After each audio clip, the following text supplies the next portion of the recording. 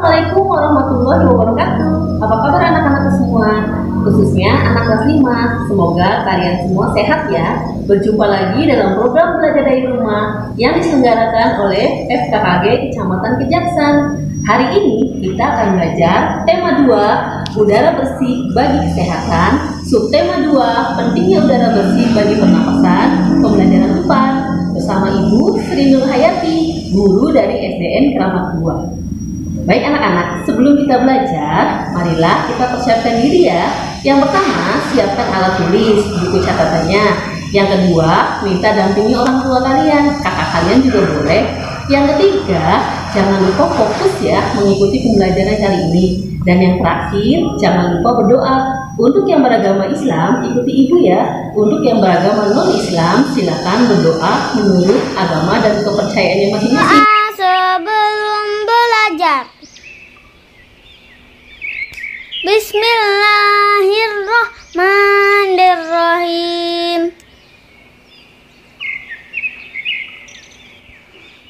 Raditu billahi rabba wa bil islami dina wa bi Muhammadin nabiyya wa rasulah. Rabbi zidni ilman warzuqni fahman. Artinya, kami ridho Allah sebagai Tuhanku, Islam sebagai agamaku, dan Nabi Muhammad sebagai Nabi dan Rasul. Ya Allah, tambahkanlah kepadaku ilmu dan berikanlah aku pengertian yang baik. Di masa pandemi COVID-19 ini, Ibu tidak bosan-bosannya mengingatkan untuk tetap menjalankan protokol kesehatan. Yang pertama, menggunakan masker. Yang kedua, mencuci tangan menggunakan sabun di air yang mengalir. Yang ketiga, jaga jarak. Yang keempat, hindari kerumunan. Dan yang terakhir, tetap berada di rumah bersama keluarga tercinta. Tujuan pembelajaran hari ini yaitu yang pertama, memahami tentang hak, kewajiban, dan tanggung jawab sebagai warga masyarakat. Yang kedua, menyebutkan kegiatan ekonomi dan pengaruhnya terhadap kesejahteraan masyarakat. Ibu akan ingatkan kembali ya mengenai hak, kewajiban, dan tanggung jawab. Hak adalah sesuatu yang mutlak menjadi milik kita dan penggunaannya tergantung kepada kita sendiri. Yang kedua, kewajiban adalah sesuatu yang wajib harus dilakukan dengan penuh rasa tanggung jawab. Yang ketiga, tanggung jawab yaitu kesadaran diri manusia terhadap semua tingkah laku dan perbuatan yang disengaja ataupun tidak disengaja. Perlu adanya keseimbangan antara hak dan kewajiban yang juga dilandasi dengan rasa tanggung jawab. Di sini yang akan kita pelajari yaitu hak, kewajiban, dan tanggung jawab sebagai masyarakat di era pandemi COVID-19. Pemberlakuan lockdown, PSBB, PPKM di era pandemi COVID-19 ini membuat hak kita sebagai warga masyarakat banyak yang tidak terpenuhi. Yang akan kita bahas di sini yang pertama, hak dalam kebebasan beribadah. Di masa pandemi ini, banyak sekali sarana ibadah kita yang ditutup. Jikalaupun buka, itu adanya pemberlakuan kebiasaan baru dalam pelaksanaan ibadah di tempat ibadah. Kalau lebih dirinci, haknya yaitu kita bebas untuk beribadah di tempat ibadah. Kewajibannya yaitu kita mentaati aturan dalam pelaksanaan ibadah di masa pandemi COVID-19 ini. Untuk ibadah umat Islam contohnya, ada jarak dalam saf sholat yang biasanya kita harus rapat dalam saf sholat. Tanggung jawabnya yaitu menjalankan protokol kesehatan seperti memakai masker, membawa alat ibadah sendiri, wudhu dari rumah, tidak berkerumun atau berkumpul, ketika sakit ibadahnya di rumah.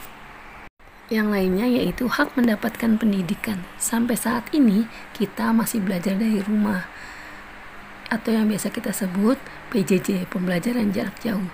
Pembelajaran jarak jauh ini memiliki banyak kendala. Ini bisa dilihat banyaknya keluhan dari orang tua. Oleh karena itu, pemerintah merencanakan adanya pembelajaran tatap muka terbatas. Hal ini tentu saja harus dengan izin orang tua dan pemerintah daerahnya. Ya, haknya yaitu mendapatkan layanan pendidikan. Untuk yang PJJ itu mendapatkan bantuan kuota. Untuk yang pembelajaran tatap muka terbatas PTMT, kita berhak mendapatkan fasilitas sekolah yang sesuai standar. Apa saja? Yaitu adanya penyediaan tempat cuci tangan beserta sabun, atau bisa juga hand sanitizer, penyediaan termogan, pengecek suhu, penyemprotan rutin disinfektan pada ruangan-ruangan yang ada di sekolah, pengaturan tempat duduk, adanya Satgas COVID-19, dan sarana UKS yang memadai. Selain hak, ada juga kewajiban yang harus kita lakukan. Kewajibannya apa? Ya, belajar dengan sungguh-sungguh. Untuk yang PJJ, mengikuti kegiatan PJJ seperti mengerjakan tugas-tugas yang diberikan. Untuk yang PTMT, belajar dengan rajin menggunakan adaptasi kebiasaan baru di era pandemi. Ada juga tanggung jawabnya, yaitu apa? Mematuhi aturan kebiasaan baru dalam kegiatan pembelajaran seperti memakai masker, mencuci tangan dengan sabun menggunakan air mengalir. Bagi yang sakit, belajarnya di rumah. Itu untuk yang PTMT. Untuk yang PJJ apa? Ya, jelas melaksanakan tugas-tugas yang diberikan selama PJJ. Ada juga hak mendapatkan pelayanan kesehatan. Sekarang ini kita sering jumpai ya, rumah sakit banyak yang penuh menangani pasien COVID. Tenaga-tenaga medis yang ada di sana juga kewalahan menangani pasien COVID. Hak masyarakat sebagai warga negara adalah mendapatkan pelayanan kesehatan. Namun, kita juga memiliki kewajiban, yaitu menjaga kesehatan diri sendiri dan lingkungan sekitar. Dengan cara apa? Dengan cara mematuhi protokol kesehatan. Selain itu juga kita punya tanggung jawab untuk ikut serta dalam program vaksinasi. Program vaksinasi ini adalah salah satu cara untuk mengurangi setidaknya penyebaran virus COVID-19. Ada juga hak mendapatkan pekerjaan dan penghidupan yang layak. Di era pandemi ini, banyak sekali terjadi PHK, larangan orang berjualan, sepinya pembeli, daya beli masyarakat yang menurun, dan banyaknya usaha yang gulung tikar. Kita bisa lihat di sini juga ya, sering terjadi bentrok antara aparat. Di sini dilihat Satpol PP dengan pedagang. Ya, ini adalah suatu PR bagi pemerintah. Adakah upaya pemerintah untuk memenuhi hak rakyatnya? Jelas ada. Kita bisa lihat di sini, yaitu adanya pemberian bantuan sosial, menggratiskan dan mendiskon tagihan listrik, pemberian bantuan berupa kartu sakti, KIP, KIS, KKS, dan PKH, memperbolehkan membuka usaha, pemberian modal bagi UMKM. Kewajiban kita yaitu tetap menjalankan prokes. Yang kedua, menerapkan aturan baru dalam usaha. Tanggung jawab kita yaitu mengikuti aturan yang diberlakukan pemerintah. Kita bisa lihat di sini ya, ada pembatasan jam operasional usaha, adanya pengaturan jarak di rumah makan, adanya pemasangan pembatas juga di rumah makan. Selain pemerintah, peran serta masyarakat juga sangat dibutuhkan. Mulai dari membantu sesama saat pandemi, berbagi itu indah ya, menjadi relawan untuk membantu tugas pemerintah, dan lain. Beberapa masalah sering timbul terkait bantuan, mulai dari dana bansos banyak yang disalahgunakan atau korupsi oleh oknum-oknum yang tidak bertanggung jawab, kurang meratanya bantuan sosial, tidak tepat sasarannya bantuan sosial, itu menjadi PR pemerintah kita.